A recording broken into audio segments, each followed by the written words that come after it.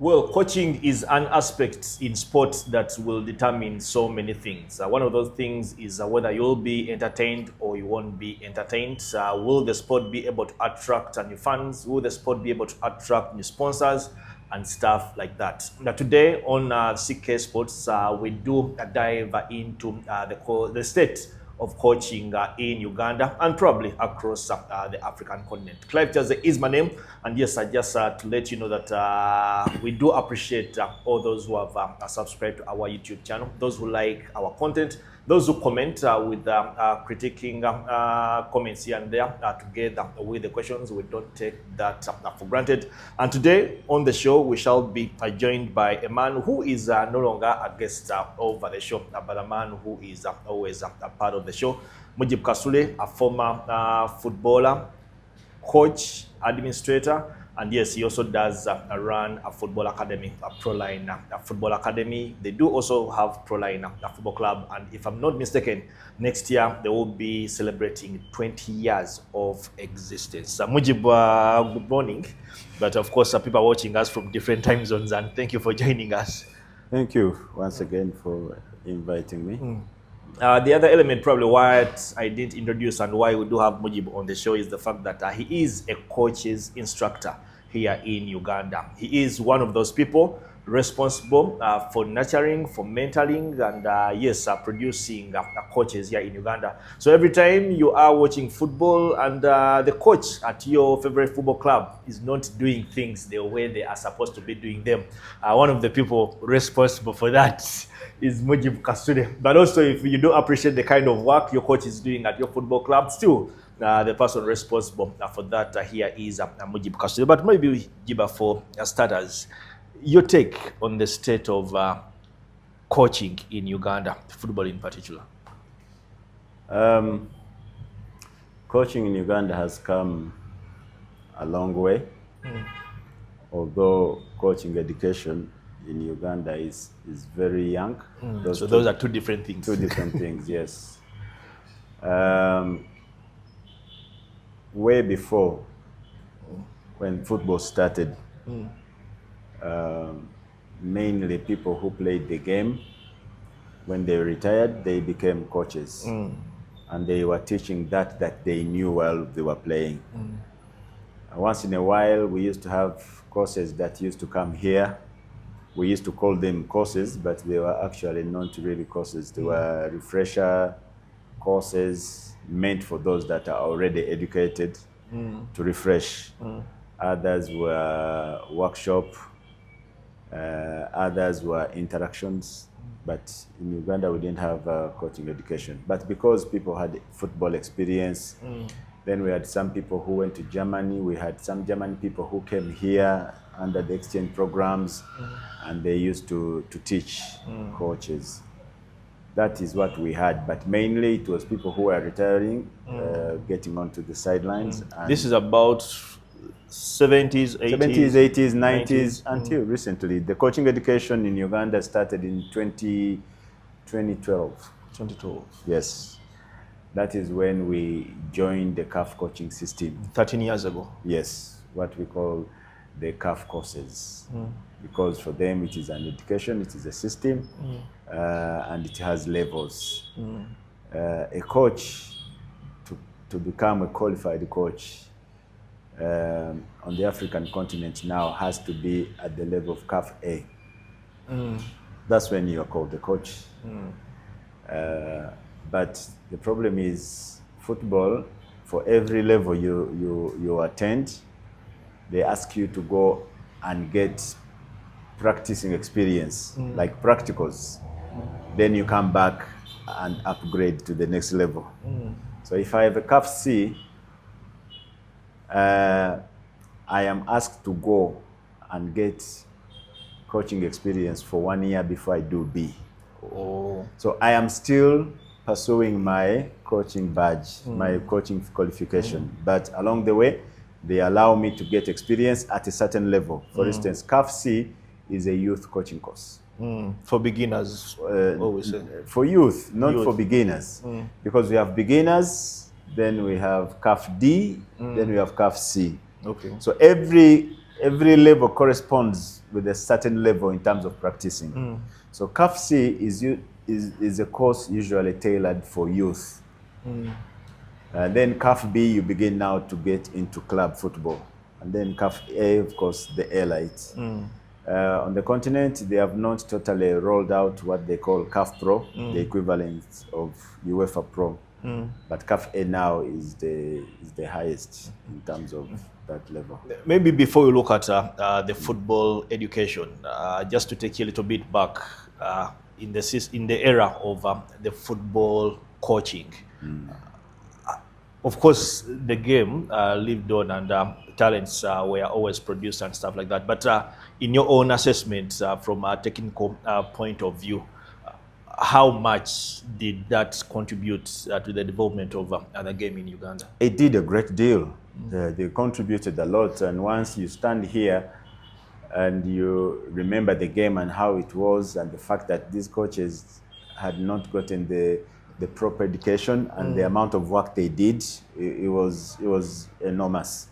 They did a great job, because what we achieved and the level of the game and its development on the technical level, it is still, the quality is still much higher than now. Yet that time we didn't really have the education system as we are saying. So those coaches really contributed a lot. They had skills outside the coaching itself, motivation, man management, the ability to have and spot a talent with their eye. And above all, it was about passion and serving for them. It wasn't about money. I did not see a coach during my time who put down his working tools demanding for money. It was never about that. So they had more than coaching skills that helped them to teach the game. Meaning the argument that probably the coaches in those times never produced enough talent that probably played football beyond Uganda cannot entirely be blamed on the coaching at the time, but also so many other factors. Yeah, so many other factors. But again, if they had the proper coaching education, they would have turned us, myself, because I'm from that era, they would have turned us into world-class players. Because what they did with us, with the little that they had, is there for people to see. So I keep thinking, if they had this education, maybe players like Majid Musisi, Jimmy Chirunda, Godfrey Katerega, Stephen Bogere, and many of them would have ended up in Europe. But the things that they lacked are these things that we later found out that they were vital, and they held them back once we started the coaching education. So we realized that many people in football kept thinking, what's the difference? Why should I have an education? I played the game, I know it, even you who's teaching, I coached you, so what are you going to teach me back? It was a really big challenge. But until you get into the education, then you see the difference. Then you say, oh, and many coaches, once they come to the education system, the first thing they realize is, oh, if I knew these things, I would have gone far in my career. If I knew this, I would have gone far in my career. So they did a great job, given the circumstances, but the lack of education, I think, would have helped them do a much better job. And maybe then we would have had many players in the top 5 leagues in the world, because no doubt we had the talent. Then, of course, fast track to 2012, when we are transitioning into the era of football education. First of all, how was this received among the coaches? The moment FUFA announced that no more coaching if you've not done courses A, B, C, D, and all that. It was terrible. It was a terrible experience. Luckily, I introduced it. The moment I joined FUFA, this was one of my first roles in terms of the technical areas. And I went to the president and I told them, at the time, Lawrence Mulinda. Dr. Lawrence Mulinda. So we don't have a coaching education. So our coaches, what is this? You remember some people used to go to Germany and they take 1 or 2 people, they go to Germany and after 1 month they come back. Then these courses were coming.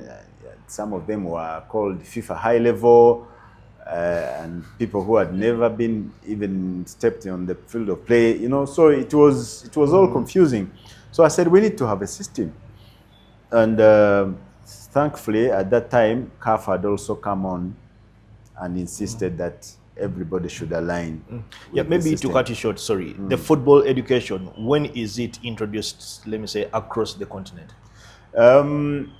It had been introduced, I think, earlier, about 2006. 2006. They had started working on it and they had introduced it, but many countries were not compliant. So until CAF said now, it is becoming a must. If your coaches are going to play on the African continent and coach here, they need to embrace this. To get an education. So by 2010, everybody was running onto that system. Uganda, we joined in 2012. That's when we did our first CAF C. And that CAF C... you started with C? I started with C. I remember like the generation around started from the level of A. Isn't it the generation of Mike, Anyao? That is much later. Oh. Mike, that generation did their CAF A in 2016, 2015, 2016. Yeah. They're not part of the generation that started with a C? No. The generation that started with C, they are the Abdallah Mubirus. The ones who were just breaking through into coaching. Yeah. So when the C came, that's the reason. When we started with CAF C, the first course in 2012, many of these senior coaches felt that they did not, we were just pulling them down. Undermining them, asking them to go and do a CAF C. So what we did, we said, we are not forcing anybody. This is voluntary. But those who want to do a CAF C, even if you're a senior coach, it will be good for you. But the others were exempted from the CAF C because it was difficult to get the senior coaches. Not only in Uganda, this problem and challenge was across the continent. Here were people who had even won the Africa Cup of Nations, and you are telling them to go. They had won multiple league titles. In their countries. People were salongos, people, you know. And you are asking them to go and do a CAF C. I remember the first CAF C was taught by, we had a lady coach, Lisa. She had come, she had come from the US. Yeah. And she was here. Majidan Nantanda. By then she's already an instructor? That's when she turned to be an instructor because she had done that course, I think, in Ethiopia. So it was...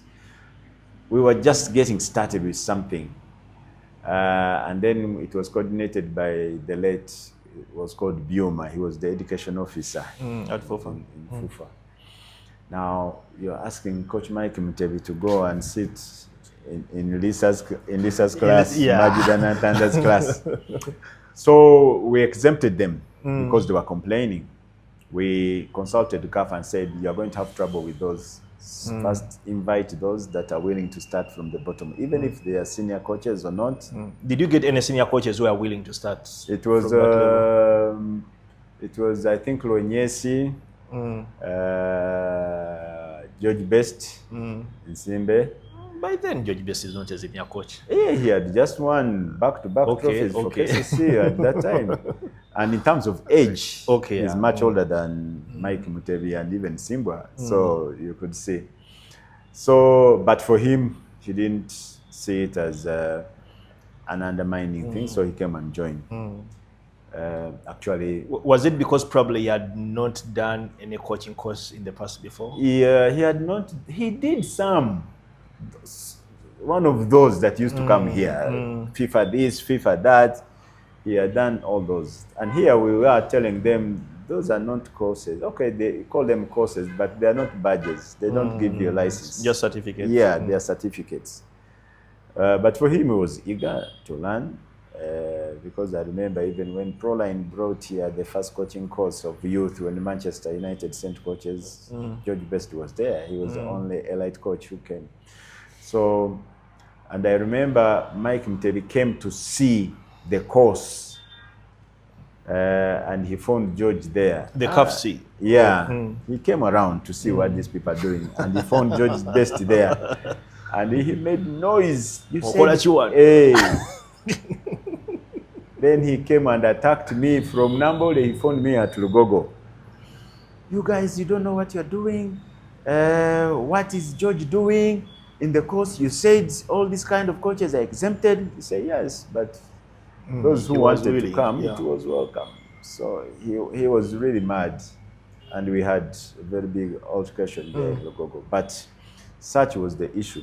Yeah. And naturally, you could see it happening. Even if it were me, I've done all this in football. Now you are taking me back, because now consider CAFC as the primary for somebody who has been, teaching people at the university. Now you are telling him go back to primary and start afresh. So it was difficult. So that's why the one you are talking about in 2016, it was they did a bridge course to bridge between. They say, now let us count the experience for some level. So let them start at CAF A, give them an equivalence. So for them, they started at that level later on, because it was becoming a challenge. People were coming through. Yeah.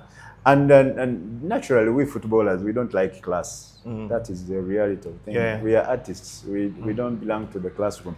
So anytime you tell people to go to the classroom, it is a challenge. And remember, all coaches, almost 90% are former players. Yeah, actually, that's the question I wanted to ask. That over the years, we're talking about 2012, 2025, 13, 12 years later.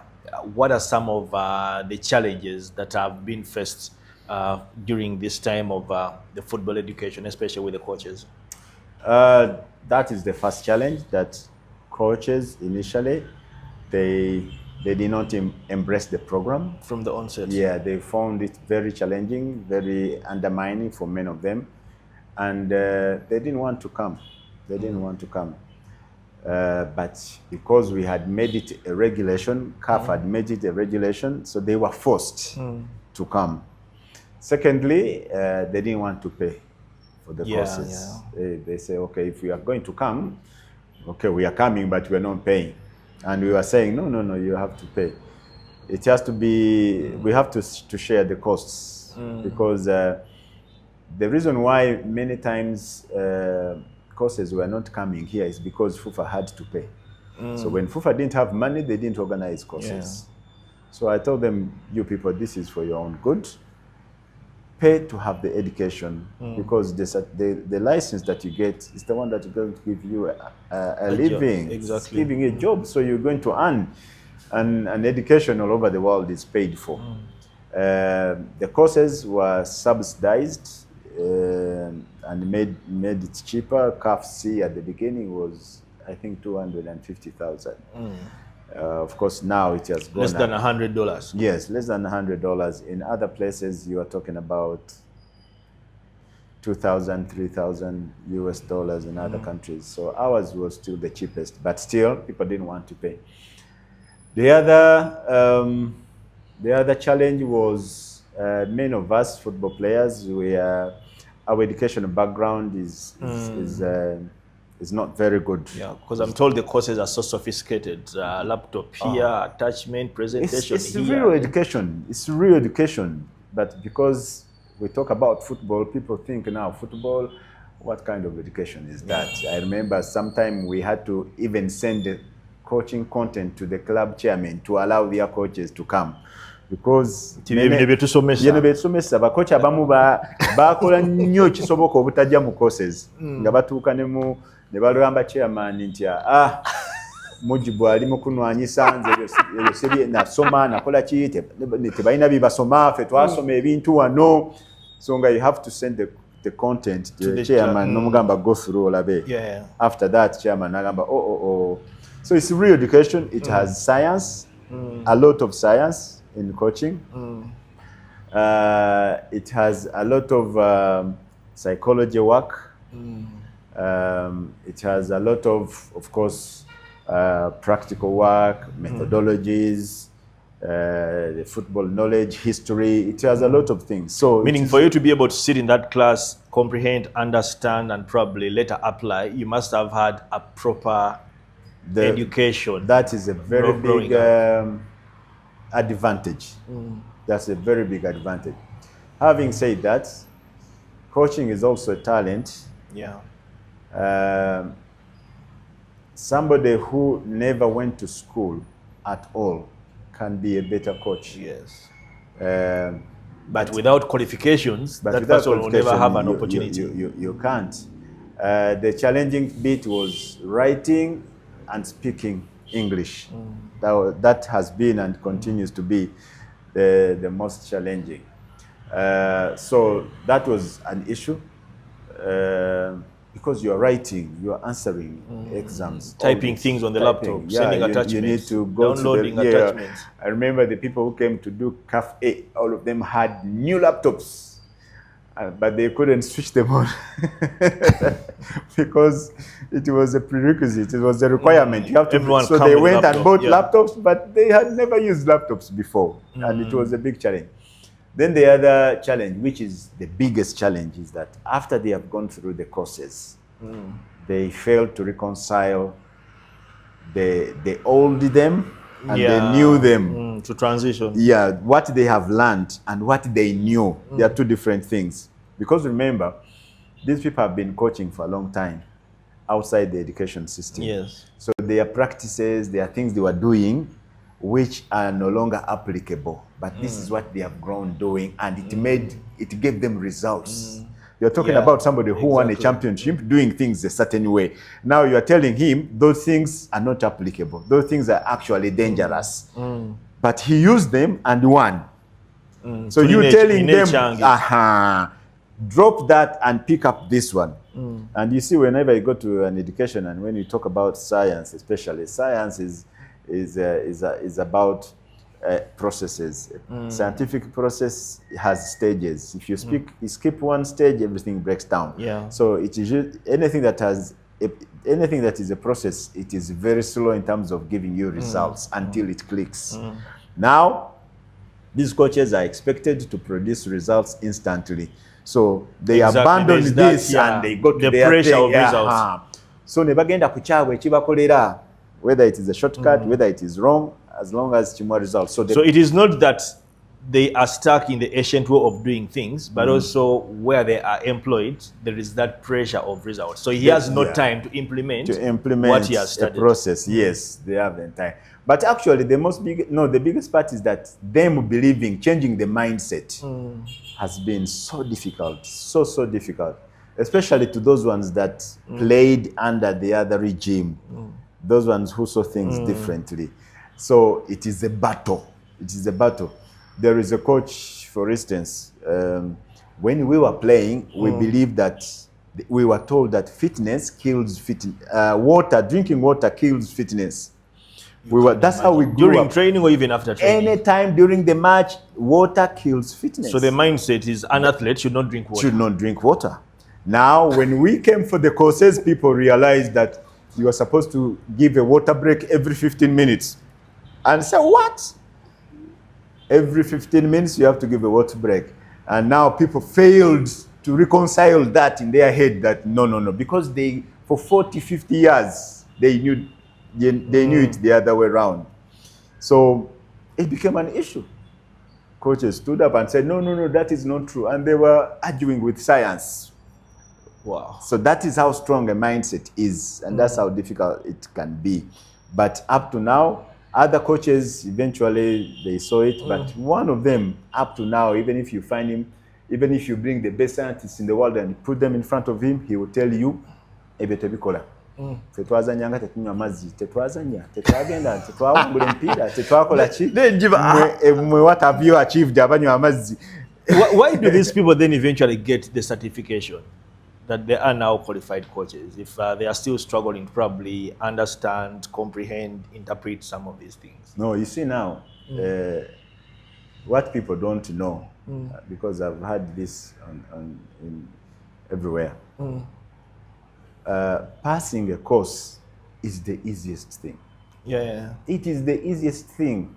if you came for a course, you, Clive, 90% chances I'll pass the you course. will pass the course. Applying what you learned is the challenge, is the difficult thing. So people fail after the courses. That's when you fail. That's when you fail to apply, and that is the biggest challenge. The courses, people can pass it, especially if you have played the game.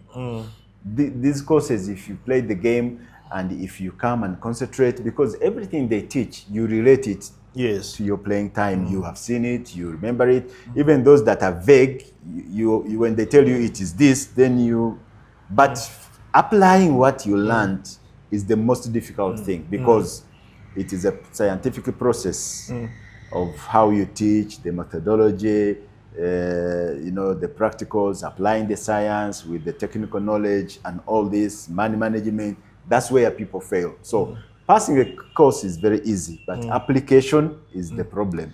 Yeah, but then of course, we started with raising the challenges, but there must surely be also some positives for the last 13 years we've had these courses around.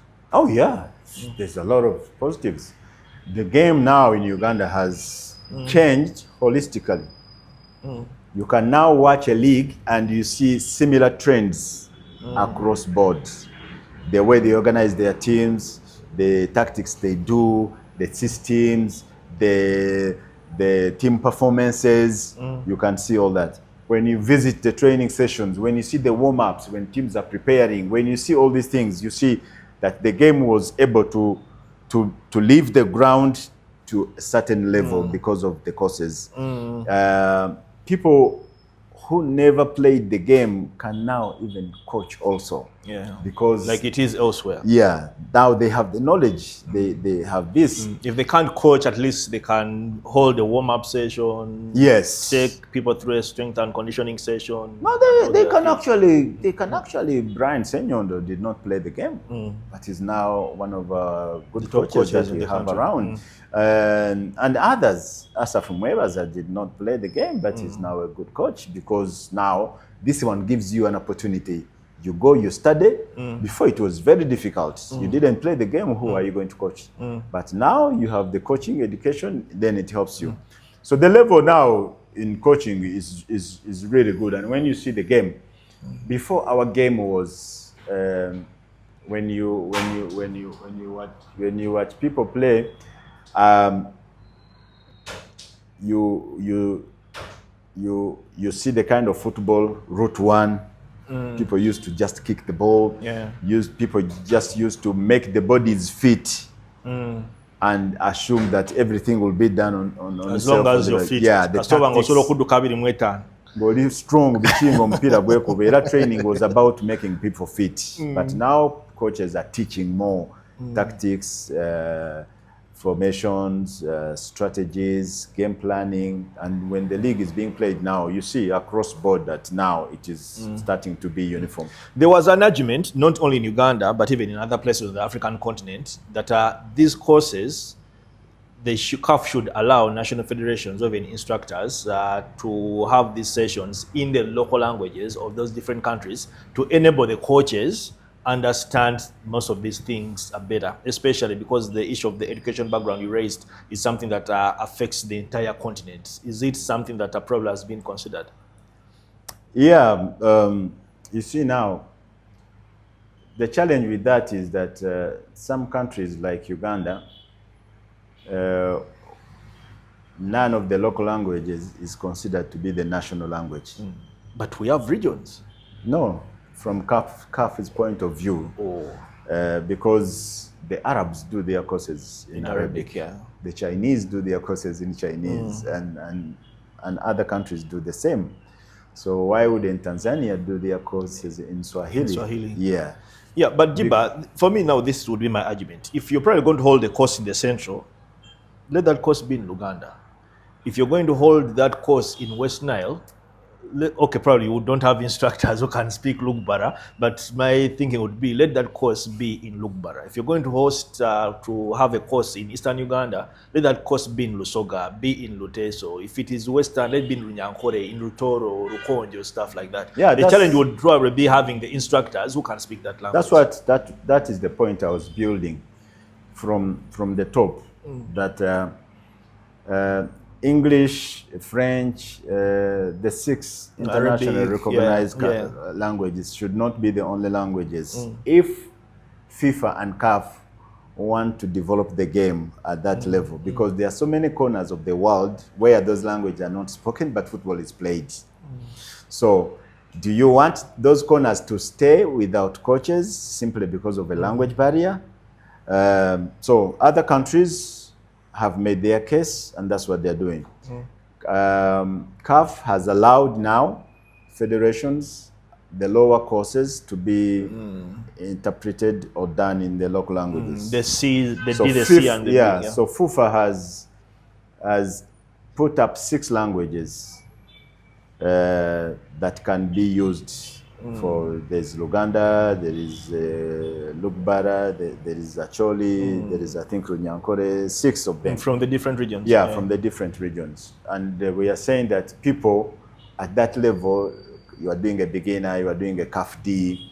Even when you are doing a CAF C, you can make translations. For me, when I am teaching, even at CAF A, I do both. Yeah. Because I understand the challenges of my students. So I will explain in English, I will explain in Uganda. I was accused of I think by, I don't know if by some people, that I do that. So for me, when I am examining you and you're doing the practical, my interest is knowing, do you know the content? Yeah. It's not how well you speak the English. Yeah. So I will ask you the question in English, but if I see you are struggling to speak, for me to know whether you know or not, I will ask you to kugamba gena mu Luganda. Same thing, ochinyonyole mu Luganda. And they will explain it. Ochinyonyola mu Luganda. For me, you have passed. So some people are saying, no, I don't believe in that.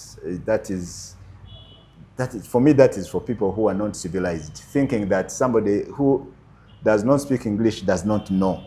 It's wrong. It is totally wrong, and for me, I don't believe in that. Even in CAF, when we were doing the course, I was one of the people who raised this issue really strongly. So it helps because there are so many coaches, and we know them. English is a problem, but they are damn good coaches. Yeah. They are talented as coaches, and we know them. So why should we hold them back simply because of a language? And when they go out to coach, you know which language they use? Luganda. Because even us journalists, when we are interviewing some of these coaches, we realize that actually when you try to force them to answer questions in English, they'll struggle to explain things better. But then when you're doing the Luganda version of the pre-match or the post-match, you actually get very good reactions. Exactly. Analytical reactions from these coaches that you never get actually when you're forcing them to speak. It is wrong to insist on a language. Yeah, because our interest is the content. But why should we kill the content simply because we want a certain language? So it is a challenge. It continues to be a challenge, and some people, even people who are in the game, they see it like that. And also the way we were teaching these courses was also being very difficult. Remember, footballers are not people who like to be in the classroom. They are not people who are going to cram academic things. These are artists. So you need to simplify the content and the way you give it to them. True. Before, we were giving the courses the same way our education system is. Forces you to cram, gives you a lot in a very few days, you see, and a lot of theory. Yet coaching is more practical, 60% practical, you see. But now CAF has also revised the methodology, how we teach, we as instructors. And now it is helping and it's opening up people more. Yeah, but you talked about some of the people who aren't able to play the game, but they are able to coach football. Of course, you gave the 2 examples of Asaf Mwabaze, who has been around for some good time. Of late, there is Brian Senyondo. At Vipers, you have Jonah Rinda, but I want to believe he played together with Fred Momo, as much as people will say they never played really at a very high level. But those are just a few of them that you'll pick out that are probably are doing good. And also when you look and assess them, they are probably had a very good education background. But then you have people who never played the game. they have a very good background. They come into these courses. They are passing with flying colors and all that. But the football community, especially these people who employ coaches and stuff like that, has failed to really accept them. When they do accept them, they don't really give them time and space to do their job. And while I'm saying that, for me, the name that comes to my mind first is Douglas Bamoyana. I find him a very good coach, but the setup has not really accepted him that he's a good coach who needs time to coach, implement the things he has been able to study and the knowledge that he has for the game. Yeah, the problem with some people who are highly educated outside football. Like Douglas. Like Asaf Mwebaza, he also has a master's. Like Tuinama Sikoma, Mark, yeah. Yeah, and many others now. Once you come into football, you need to unlearn so you can learn these things. The same challenge educated footballers face when they come into the football community. Yeah, exactly. So when you come this way, you have to unlearn. Much as you've come to learn the game, do not assume that your education background immediately gives you an edge this side. No, when you come this side, you have to integrate well. Learn the football language, the football behavior, integrate properly. The way Mourinho did. He never played the game, Mourinho, but he had been in the system from 20-something and that's what as an interpreter. And that's what I am doing. That's what I'm saying. He came into the game as an interpreter. He wanted to be around the game. He was an interpreter. Then he saw how he was mentored. Yeah, that is my point. Some of the good coaches was mentored. Bamoyana has not been mentored. He's fighting alone. He has come into this space and he's fighting alone. So he needs to be mentored into this such that his great skills and knowledge and wisdom can benefit the game. So sometimes he's a lecturer at Makerere. Yeah. I think he's also now an instructor, if I'm not mistaken. Yeah, he's one of the instructors. So he has to integrate himself into the football, in football culture. You must have the football culture. Once you are integrated now, people see you as a football person. It is important because fans, players, even you journalists, you respect more a person who played the game and he played. This is how it is the world over. Yeah. In some countries, you are not even allowed to speak about the game if you never played it. You see? Yeah. So these kind of people work harder. Even Mourinho, with what he has achieved, there is a group of coaches who never accepted him, and he knows it. His fellow coaches. Exactly, because I feel if it wasn't probably for that Champions League triumph with Porto in 2004, maybe Chelsea wouldn't have hired him and he wouldn't have had the kind of career he had as a football coach. Exactly. It is very difficult for those people. So we need to help them. They also need to know that they will work extra hard. But some of them, what they say, I am smart. And you coaches, you are, so how can you tell me I cannot do this? You remember we had an altercation with Asaf Mwebazi. Yes. At certain point when they did that CAF C we are talking about in 2012, and things came out that Asaf had failed and all that. Then yes, he said the people who copied him had passed. Yes. According to allegations. Yeah, actually he wanted to fight me because he could not believe that somebody with a master's can fail these simple questions. And he did not fail because he did not know. But when he was answering the questions, he did not apply the football terminologies and all these things. Something very small is what. But he feels he was played because his results are the only results that were made public. Because he asked. He asked because he came to FUFA and said, I want to see. So we made a committee and we brought out his same paper that he did and we put it in front of somebody we asked to moderate the meeting, and he said, okay, question by question. What was the question? What is the answer? Is this your paper? Is this your handwriting? You see. But of course, during that time, of course, there was some war going on between USL and FUFA, and he was on the other side. He thought originally that was the issue, that he was picked out. But no, it wasn't the case. And it wasn't the case that because he did not know the answers, you see. But they were very technical, small technical things that took him from here to here. But he's one of the bright coaches that we have around. Yes. Yeah. Then, what will it take for us to fully get into that space where actually coaches do understand what they are taught, they do implement what they are taught, their employers give them the leeway to implement what they do learn in these classes? Because from our discussion here, it will take a little bit of time, and probably not from the current generation of coaches, but probably from the current players who are playing when they eventually decide to transition into coaching. Because personally, I feel it is very hard for somebody who spent their entire football career as an amateur to transition into a professional coach. Yet we have an opportunity that today we have so many players who are exposed both domestically and outside Uganda to all these different kinds of coaching and stuff like that, that it will be easy for them to transition into the kinds of coaches that we want to have. Yeah, that is very key.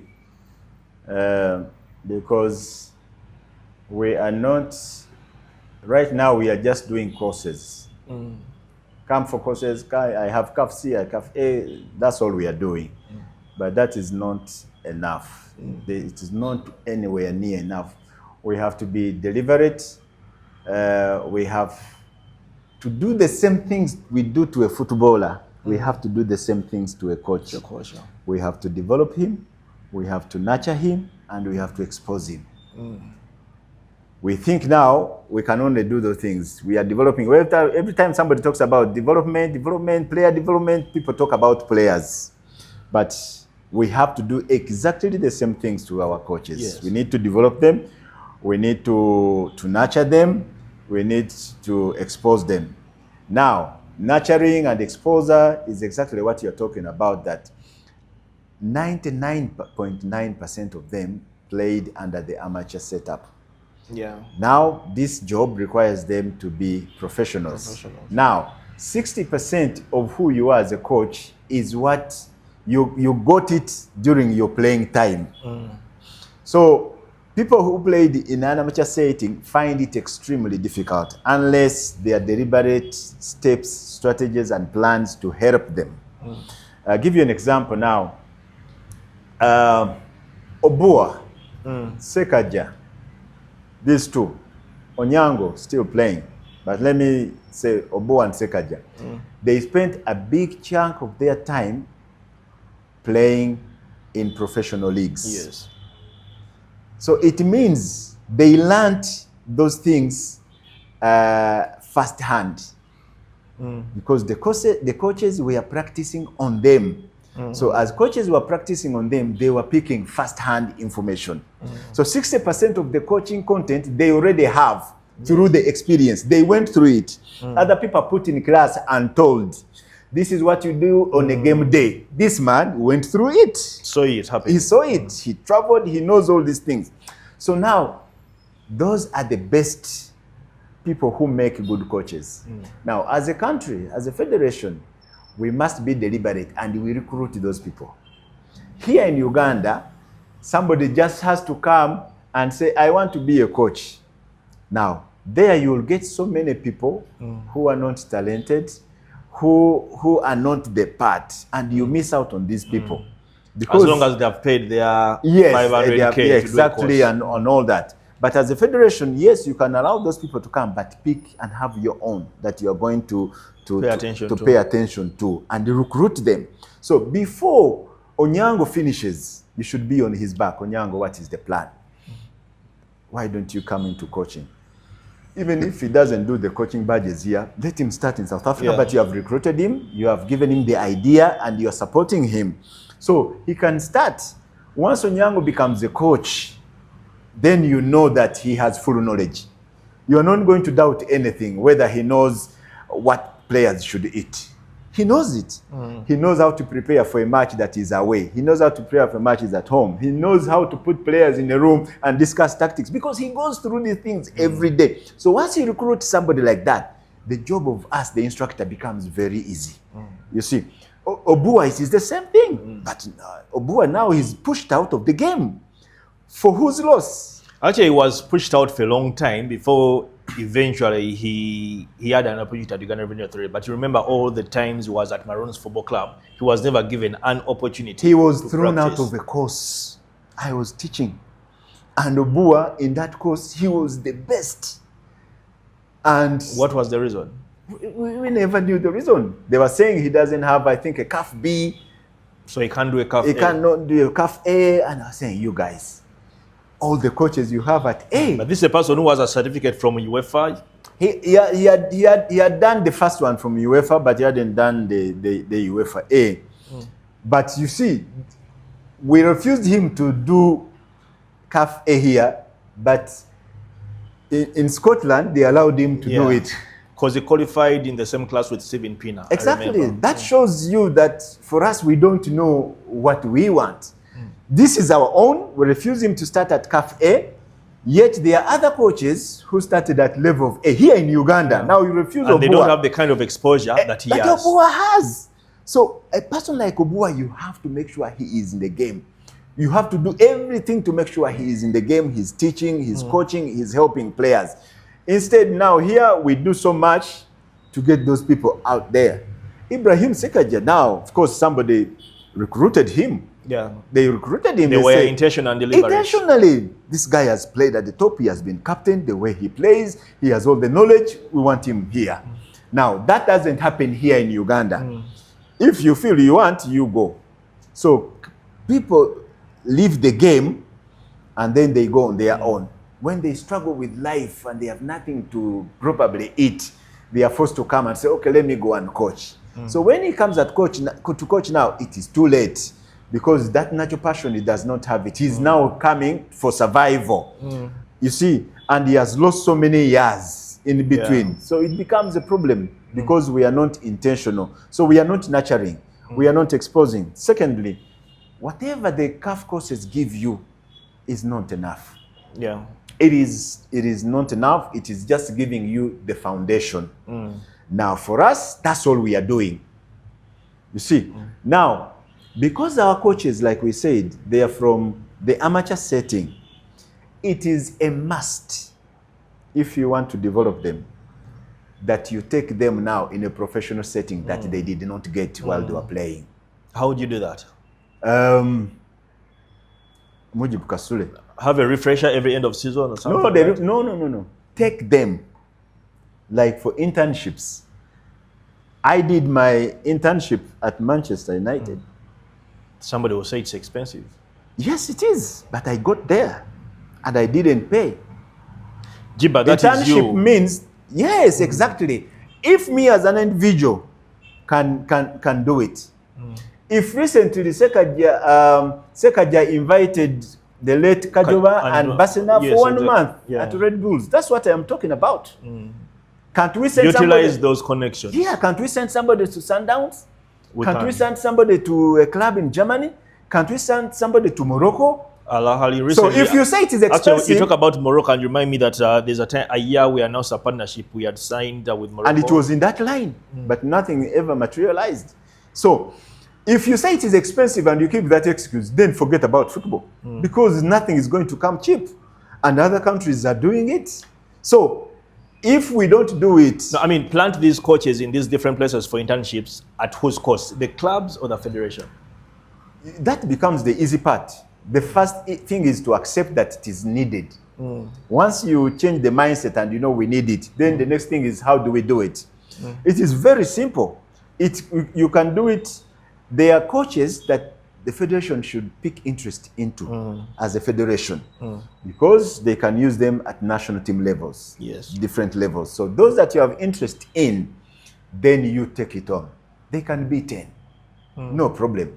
Then each club, if they have been told they have to do this. Then each club will take one of their legends, one of their coaches, and take them to that. And then you say, once I take you and I pay this cost for you, you have to guarantee me that you will be here for 5 years. You'll give me my time in terms of what I've paid. This is what people are doing out there. So the clubs can chip in. But you also know the coach rotation of our football clubs, Jiba, is like... No, if the clubs decides to fire you, that's okay. If the club still wants you, I am taking 2 coaches to Germany this year, Proline. If Proline can, because you have a system and structure, Jiba. Exactly, but clubs hire coaches for 1 year. You don't get the results, your contract is not being exactly renewed. Me, I don't mind if you take me and you educate me and you fire me. I don't mind. So if a club takes you, my coaches that are going, once they accept to go, after they come back, they will have to serve the academy for 4 years. Part of the plan. Part of the negotiations, because it's going to be expensive. It is over 25 million. Do you mind giving us names? Or? Kawesa Ronald and Sandy Ibrahim. Okay. So Sandy Ibrahim. Sandy, the former defender. Yeah, he's a legend of the club. So we are now nurturing him. And he seems to enjoy working with the kids. Exactly. He's going through the system. He's being mentored, what we are saying earlier. He's mentored, he's being nurtured. Now we are in charge of everything about his coaching development. Now, after he comes back, he will have to serve the academy for 4 years before he can now wander into other clubs. But if we decide to fire him after 1 year, it is to his advantage. He can go. But at least he's going to do that. My question is, if Florine can do it, can't Villa do it? Can't URA do it? Can't KCC do it? So we just need to sit down and know that if we want to improve our game, the first step is to improve the coaches. That's how it works. There is no 2 ways around it. Now, on the African level, if you see, all countries now are coming back to the local coaches. They are using local coaches. And when they started to use local coaches, the first time all countries in the World Cup had local coaches. Actually, from Africa. 4 out of the 5 African countries had local coaches. Is it 5? 5 out of 5. Yeah, all of them had local coaches. They said the one in Morocco grew up. He was born but there. he's Moroccan. He's Moroccan, and it's Morocco that has nurtured him. Yeah. And it was the best performance. Yeah. You see, by African when countries. we are using local coaches. But these local coaches, much as we see they are local coaches, they have developed from Europe. Yeah. They have been exposed. They have been exposed. They did the courses in Europe. They did the internship in Europe. They even did some coaching levels in Europe. And then they have now come back to serve their countries with the highest quality. So that is extremely important. If we don't do that, our players will get to a level and not beyond, because that is what CAF courses can give you. So we are working within the minimum. So we need to stretch and broaden this education and knowledge of our coaches, but first we have to invest in them such that they can also give us the quality. Yes, Jibas, we wind up. Of course, you have this generation of young coaches who are really doing good for themselves. Brian Senyondo, much as things didn't go well this season with Chira Football Club, he won the Uganda Cup with them last season. They competed for the league until the final day of the season. Today, he qualified the Under-17 to the Under-17 Africa Cup of Nations with an opportunity to qualify Uganda to the World Cup. You have Fred Muhumu's at Viper Sports Club and Johnny Ayala Ruyinda are doing very well for a club that doesn't entirely believe in local coaches. Those are the 3 I can think of. Their performance and the way they do things. What do you attribute it to? That is, it's attributed to the coaching education they have gotten. And all of those that you have mentioned, they started with CAF C. So they started from primary. Then they came to B, consider that secondary. Then they are now at A. They have done their A now. Consider that now university. And then people who will go for CAF Pro, consider that to be... Are we having a CAF Pro anytime soon? Or? It's Uganda, we don't qualify to host it. Because we don't have the facilities. We don't have the professional setup. You see, even the course requirements, they tell you now, this course you cannot do because you don't have a professional setup. So if you don't even have a professional setup, now how are you educating people in an amateur setup and asking them to go and compete with people from a professional setup?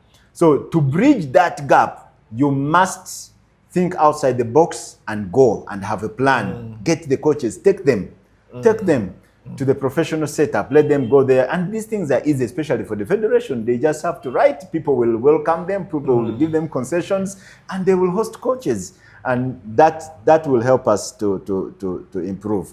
But if we don't do that, then we stay with this problem. But so far, the improvement we are seeing as a result of this coaching education. But if we don't add a block on them, which we don't invest on them, all that talent that you're seeing, the coaches, the Mbalangus, the Doch, the Beckham Boas, the Abdallah Mubiru, if we don't now add that level to them, and that level cannot be added to them here, because we don't have. We don't have, because they give you a practical question and you can only do it in the professional setup that you don't have here.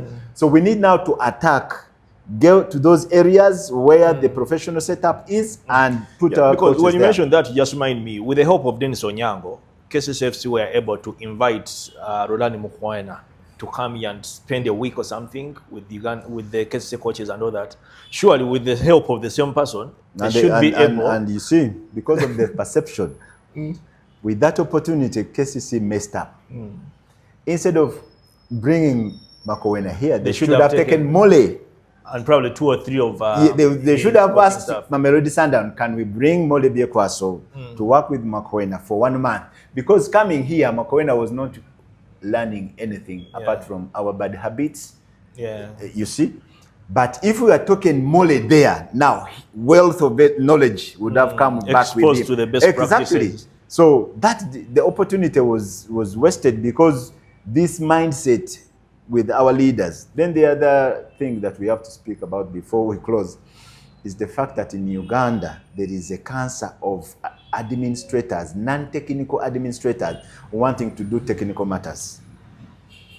But I think that has been around even from way back. It's been a challenge. It's been, but in this century where we are now, in this age, that cancer should be eradicated. As we are trying to eradicate many cancers the coaches had from the past, administrators should refrain from trying to do technical issues. They have a lot of interest, they enjoy doing technical things, but in the process, you are just killing, because technical matters are strictly for technical people. And there are 2 types of technical people: those who play the game and those who have started to coach the game. Those are the only technical people when you talk about football. You know a lot of football when you speak about the tactics as a journalist, but at the end of the day, you cannot be a technical person. True. But you have the knowledge from what you see, from your experience. But those that are expertising in that area should be allowed to deal with the technical issues. If we don't do that, you will have a problem, because the non-technical people are buying players, are choosing lineups, demoting, are teaching the technical people the game. So once we start to do things that way, it will affect the football on the pitch. Jiba, lastly, briefly, are there coaches that have showed interest in wanting to do the CAF Pro from Uganda? Yeah, Abdallah Mubiru is always asking, when is it? There are many coaches who are interested. I think right now the countries that it's being taught, it's Morocco and South Africa. Morocco and South Africa are doing that. And so whoever wants to do it on the continent has to go to those countries. Yes. Now, if I were the federation, I take my best 5. I choose 5. So I agree with them. I am going to take you. When you come back, probably you are going to work for me at the national team level. The contract of 3 years, this is how we shall do it. You have an agreement. So you take the first 3. After 2 years, 1 year, you take another 1 or 2. After 10 years, we have more than enough. And remember, when those people come with the knowledge and then they impart, because if Abdallah Mbiru goes and has a CAF Pro and starts to implement, whoever is working with him in that team, whether it is Kevak Salah or Salah, they will benefit. That's how we multiply the number of coaches. Mourinho became a coach simply because of who he was working with. If you ask him who had the most impact, was it your instructor or the coach? He will tell you the coaches that he worked under. So that's how we get it done. But we have left the coaches alone. And they don't have the capacity to build themselves. They don't have the capacity to invest in themselves. We have to invest in them such that they give us that level. And they have shown potential. You've talked about Ayala. I have been telling people this thing of thinking that the color is what gives you the results. It is wrong. These coaches that we have here, they are so talented, but they need to be invested in. That is the missing link for them to give us better results that we want. If we can only do that, the clubs, the federation, even the coaches themselves, do your best. Abdallah Mbiru is willing to pay his own fees to go and do Cup Pro. Whether he has the money or not, but he's willing. He will look for money and make sure that he goes. And so many other coaches, but they are not being helped. They don't have the network. They don't have the capacity. And everybody is looking at them and say they're on their own. If they are on their own, our football will be on its own. And by doing the CAF Pro, that automatically makes him the most qualified football coach in the country. Because he is at the level of a football manager now. Yes. Yes. Well, I hope you did enjoy the discussion we did have with Mujib Kasule. More of those discussions we shall be having here on CK Sports. Just to thank you for whoever was subscribed to our YouTube channel. And the comments, I will love them, the likes. And yes, if you've enjoyed our discussion, please go ahead and share this link with the rest of the people that you think will enjoy it. Clive Chaze is my name. I've been in good company of my guest today, Mujib Kasule, a coach's instructor here in Uganda.